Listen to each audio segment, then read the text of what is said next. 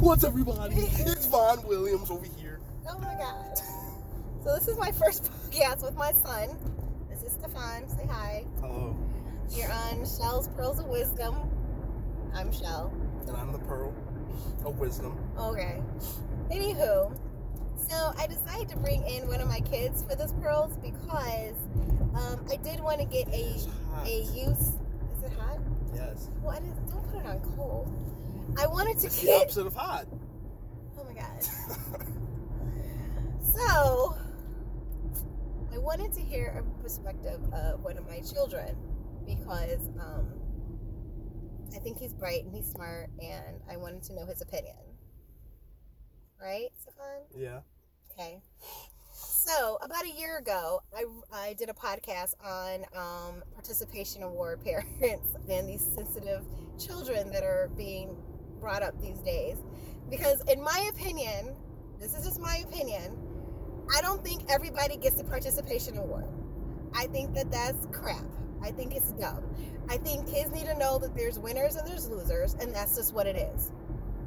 I think that you should tell a kid that they did a good job and give them a pat on the back, but I don't want them to have this false sense just because you did something that you're going to get rewarded for it. That's not how life is. Now, if you are putting your best foot forward and you did 110% and you still didn't win, yes, you should be recognized for the fact that you did good. But there's going to be winners and losers. Not everybody's going to win all the time. Even the great Michael Jordans of the world don't win all the time. So it's like, I don't believe in this whole entire, oh, you participated, here's your ribbon. No, because that teaches people that as long as you show up, then you should get a reward. And that's not true. Because if you show up to a job and you do your job half-assed, you're going to get fired. You're not going to have a job. So that's not a realistic way to look at life. So that was one point I made. So let's start with that, Stephon. What do you think about that? Like the participation award parents or... Well, being your son, Mm-hmm.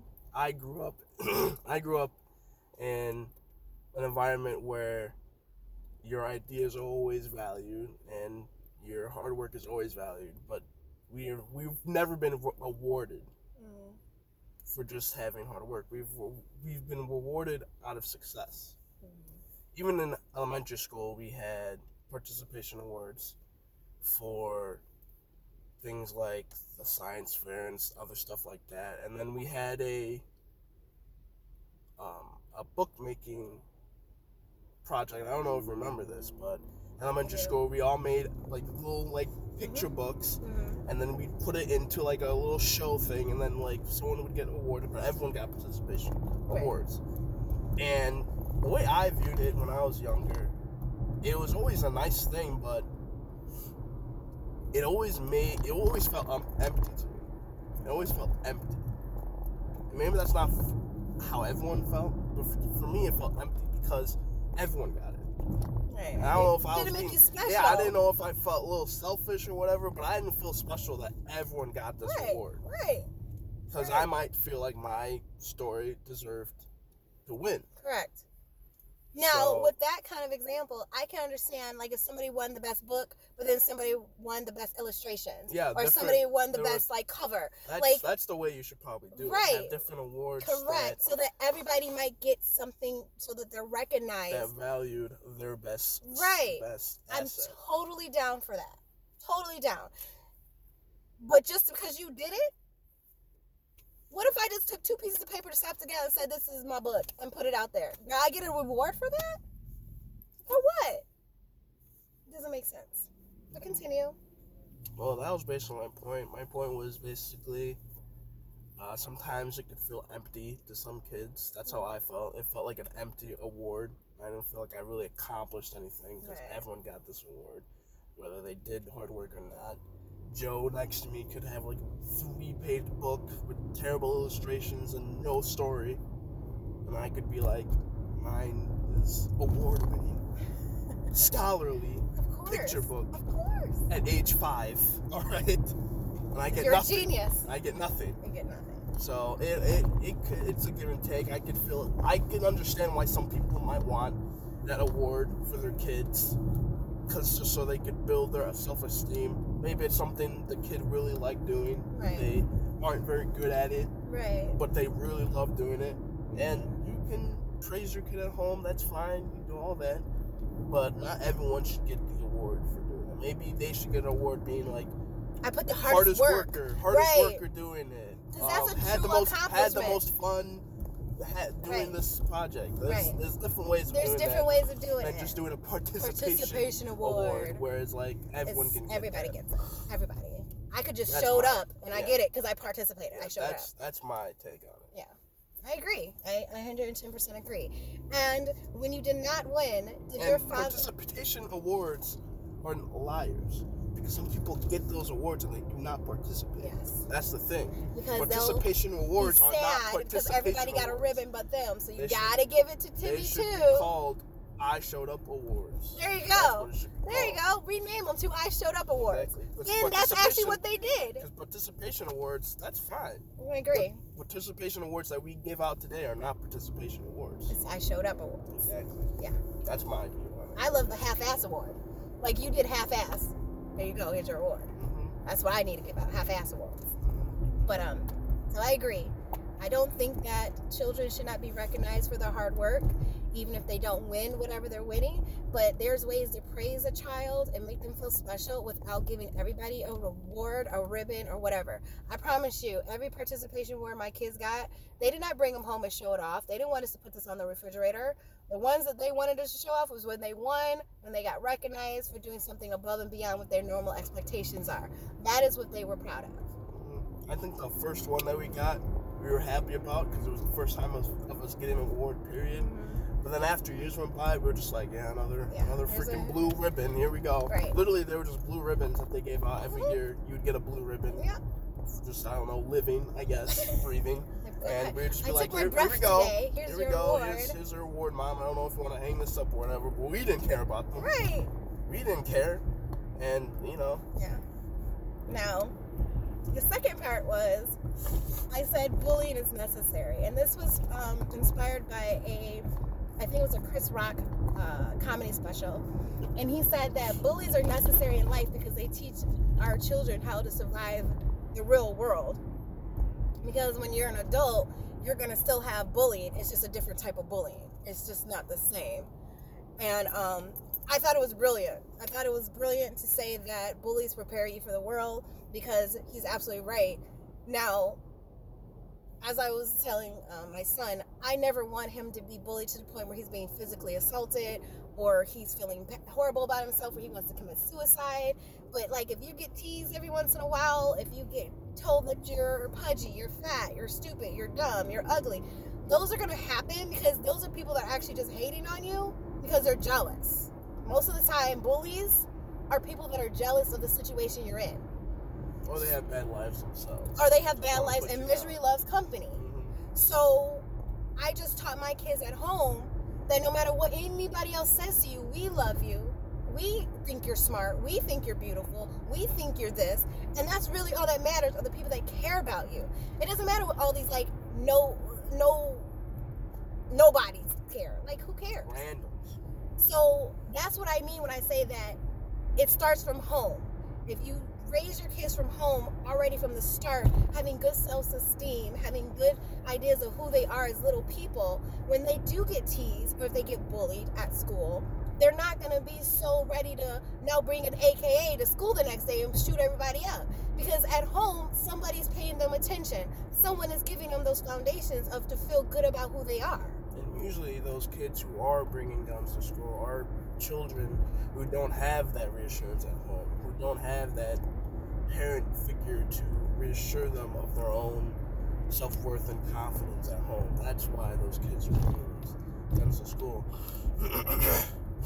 And I'm going to tell you right now, I didn't find out that my son sitting next to me, who is a bright, smart, handsome devil that he is, was getting bullied when he was in elementary school. He told me that like years and years later.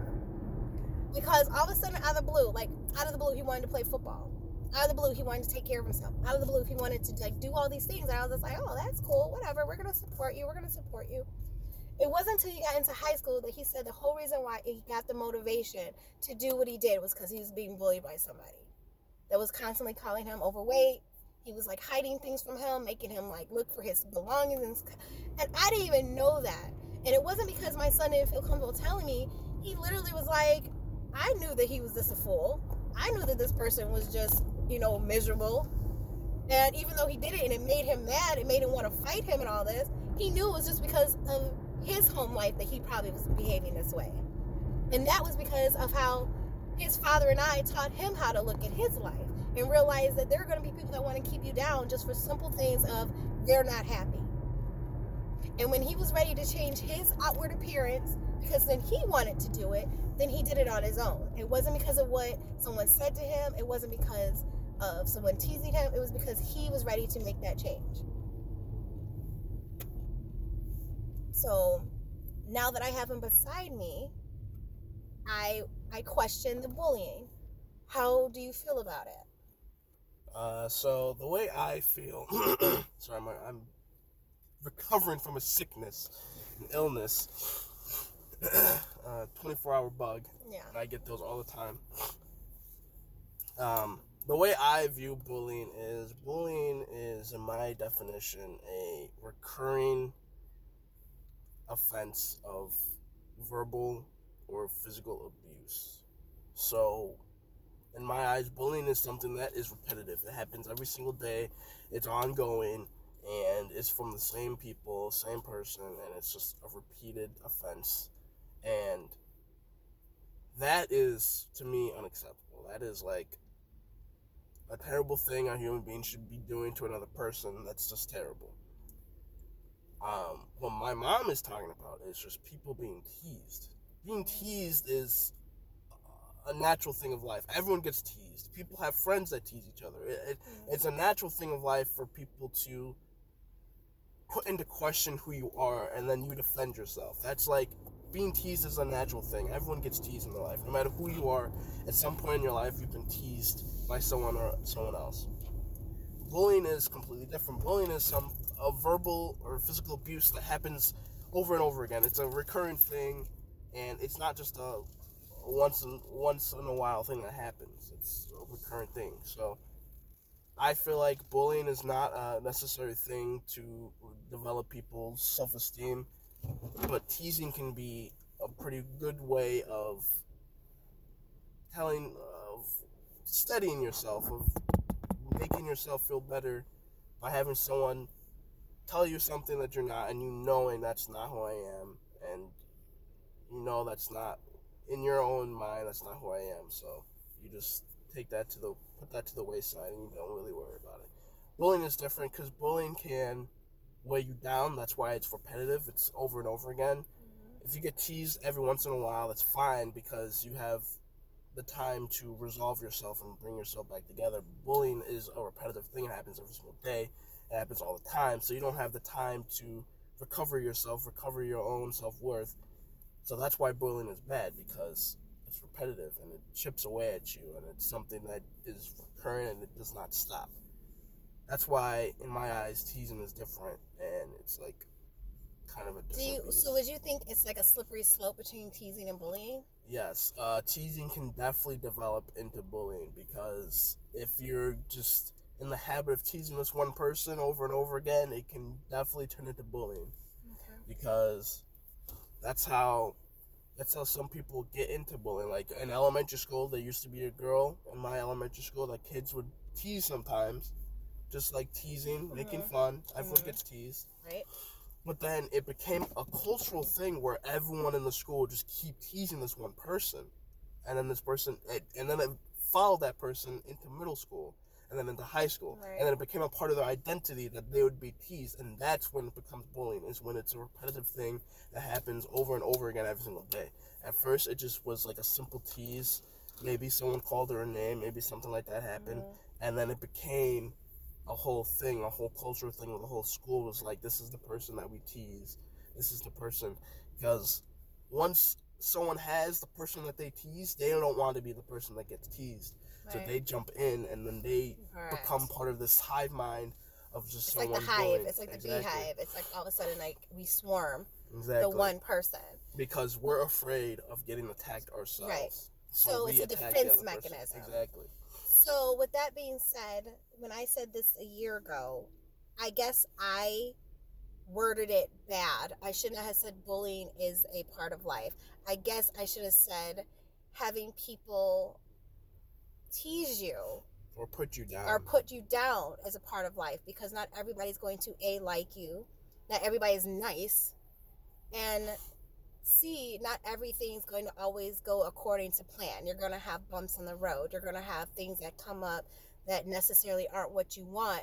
But now, how do you get out of this situation? How do you move past it? So yes, I used the wrong terminology, bullying, because now that you explained it to me in a younger person's mentality, bullying is something different from teasing. See, in my generation, playing the dozens and teasing someone was bullies.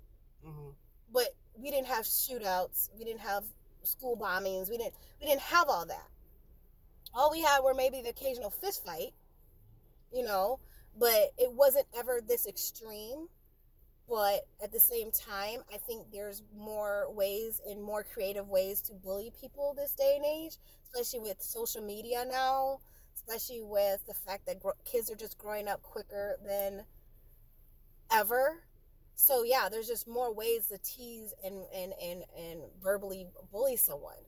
But I truly mean that if you get called four eyes by someone, I don't want you to all of a sudden be like, that's it, I'm gonna shoot him in the face. Like, I need you to be able to be like, okay, I have glasses on. This helps me see. Mm-hmm. I wear them so that I can do good in work and I can drive a car. Mm-hmm. Like, I need you to realize that him calling you four eyes is his insecurity about something about himself. Mm-hmm. You know what I'm saying?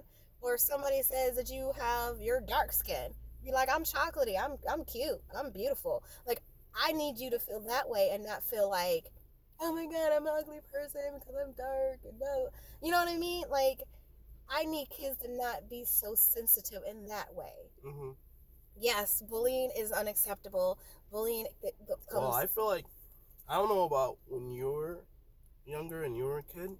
I don't know who the bullies were. Like, when you were a kid, who were the bullies? Were they like the popular people? They were the popular kids. Okay. Because, like,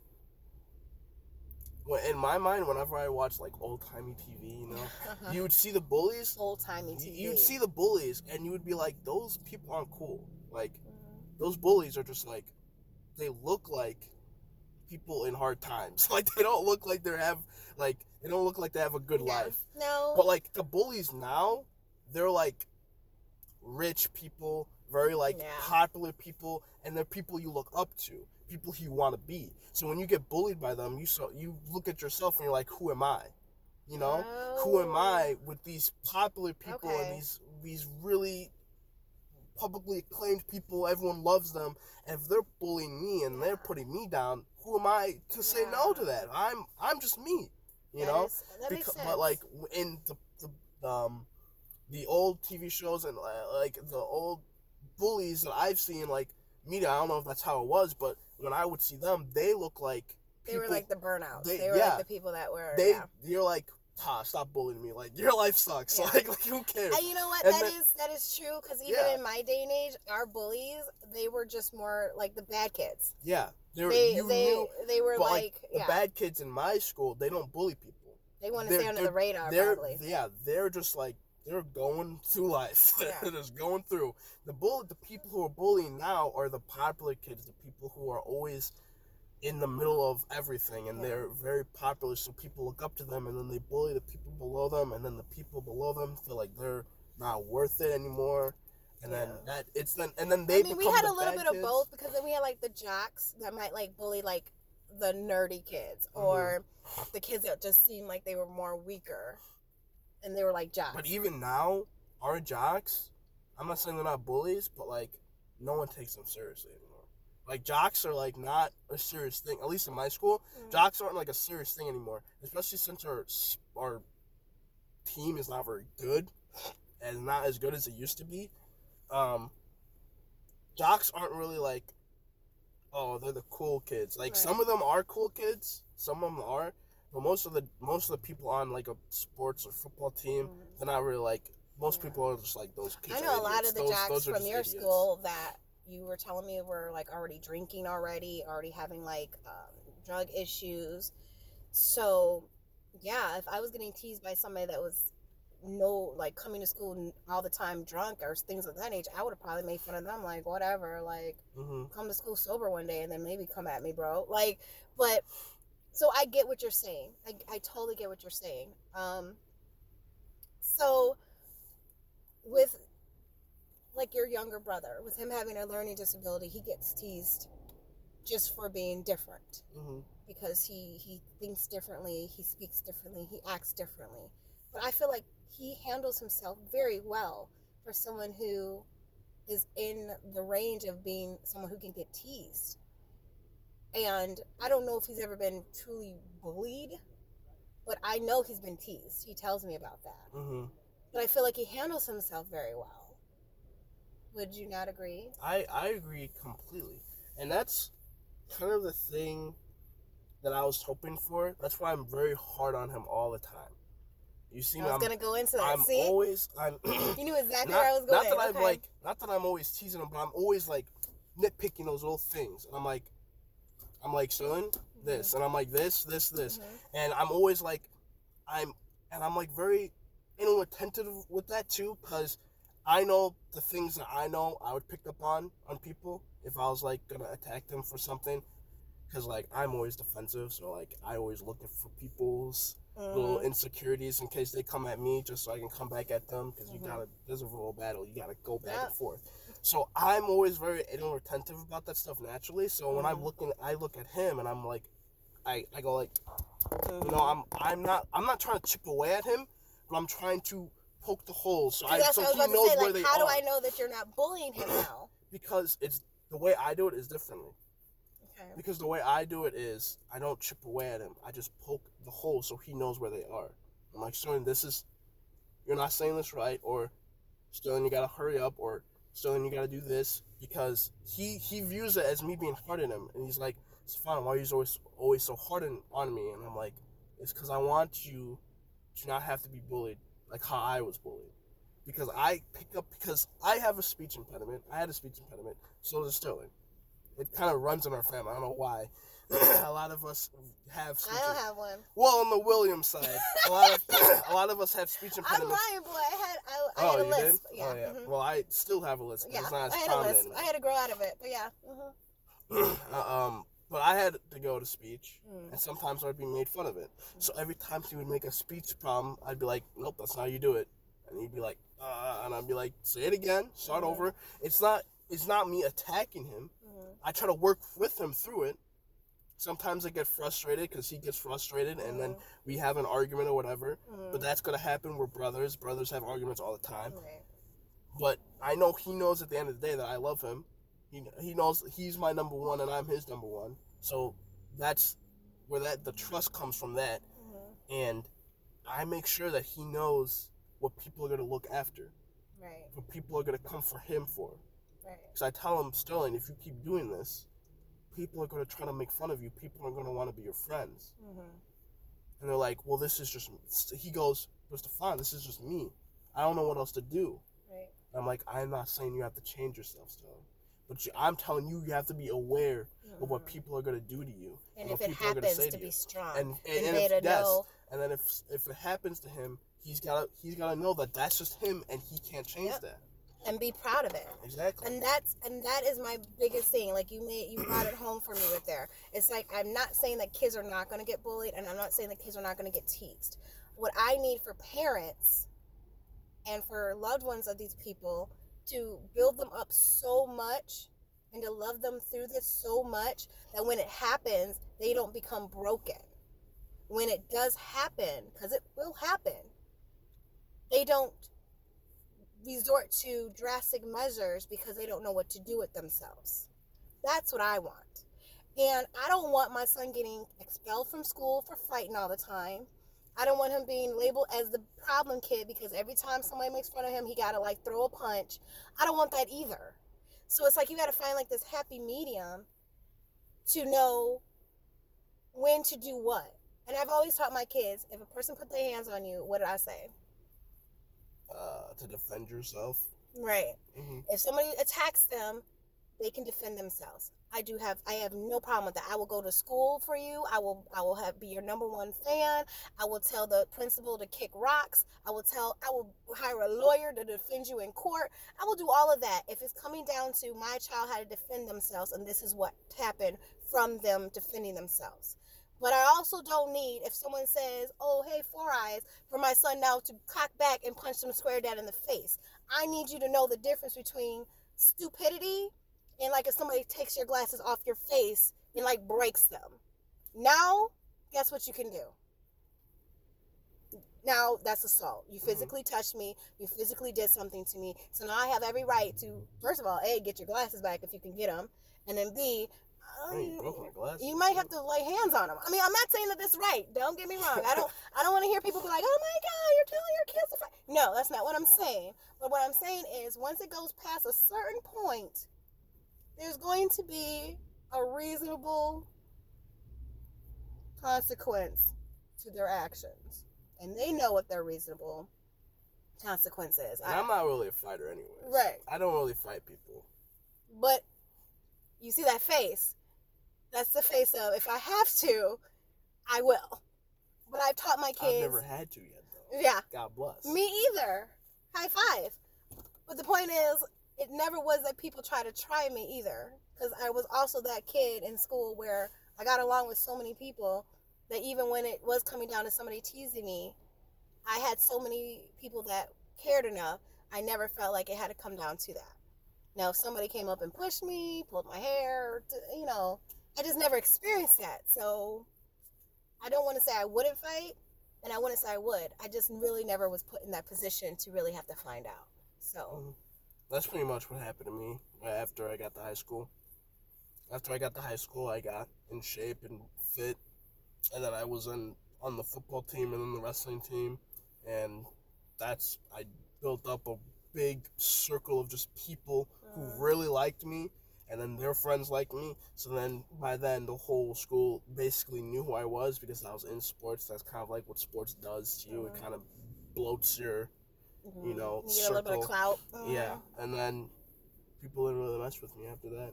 I didn't get bullied anymore or anything like that. And that's why we try to push Sterling into getting into sports, because if anything, when you're into sports, you get your team at least. Like if you don't have anybody, it's a good way of building up confidence as well. Yeah. Because you're in a team, you're all working together for a common goal, and then you're also achieving little goals that you can make for yourself that builds up your confidence. Right. Like for me, my little goal was just losing weight. Ever since I started in sports, was just losing weight, because I wanted myself to look better for myself, because that's just what I wanted myself to do. And I just started chipping away. Like when I first was in football, when I was in 8th grade, my goal was not to be a striper anymore. And like a striper is when you're over a certain weight, you become a striper, which means you can't carry the ball in football because you're too heavy and you want to hurt other kids that are lighter than you. So I wanted to become not a striper so I could carry the ball if need be for my team. And then by the end of the year, I became not a striper anymore, and I didn't have to have a stripe on my helmet. It was a very rewarding thing that built up my confidence, which was a good thing for myself. And I'm proud of you for that. And like I said, it wasn't until many, many years later that I even knew that you were even remotely bullied. And I even said to you, why didn't you say anything? And you were like, you just dealt with it. And it was because we gave you enough foundation at home for you to deal with it. Mm-hmm. So even though it made you sad, it didn't define who you were. And I think that's my biggest point of this podcast when I say we have to start raising these sensitive children. Because it does start at home. It does start with mom and dads, grandparents, uncles, aunts, cousins, then your immediate friends that are like close to you. But it starts at home.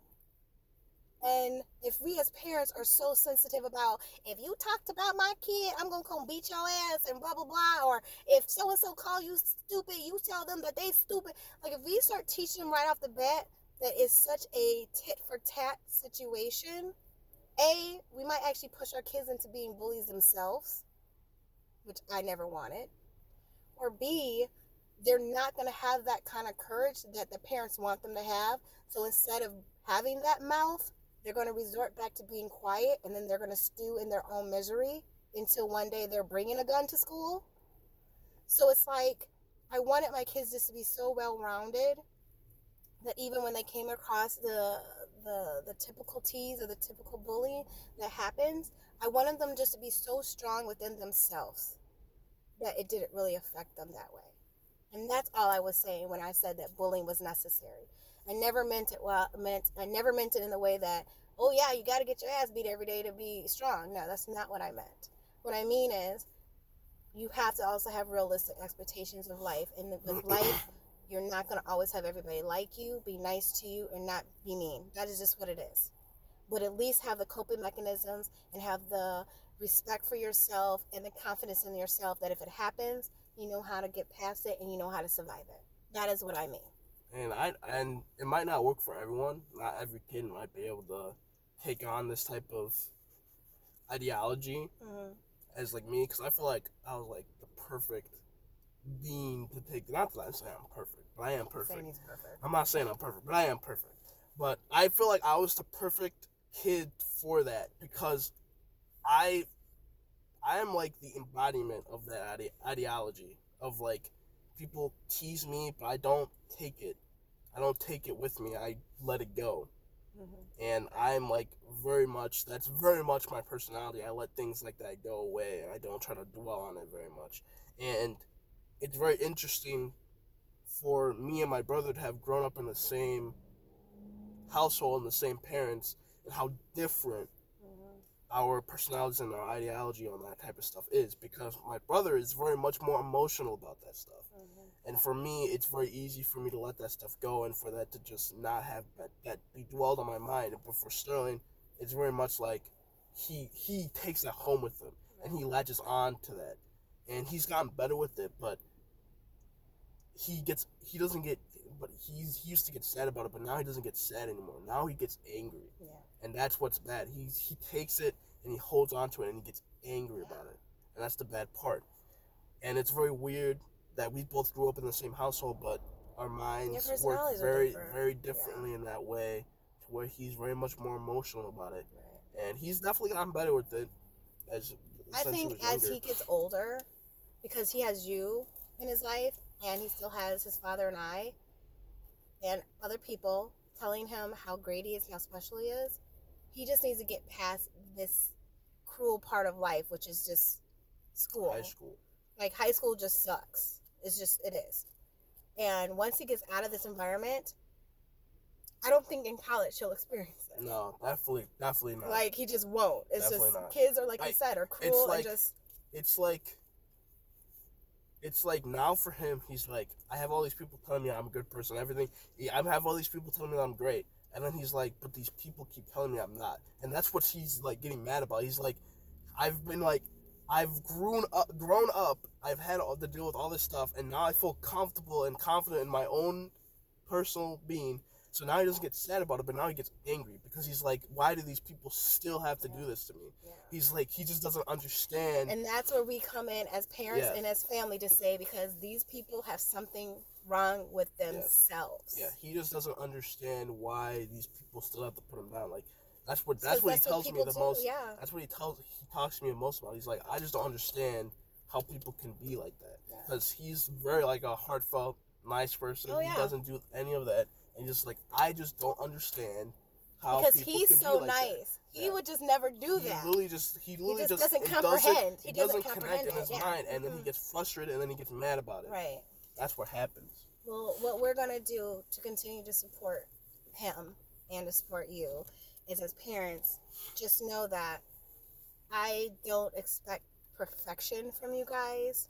I just expect for you guys to put your best foot forward. And as long as you carry yourself as little human beings, as young adults, with the respect that you know you want to treat people the way you want to be treated, if you go into everyday life with that mentality, treat people the way you want to be treated, you will be successful. And people will recognize that. People will adore you for that, and you will move far in life. It's the people like the ones that he can't understand why they keep bullying him. Those are going to be the losers. Those are going to be the ones that don't succeed, because nobody wants to be around an asshole.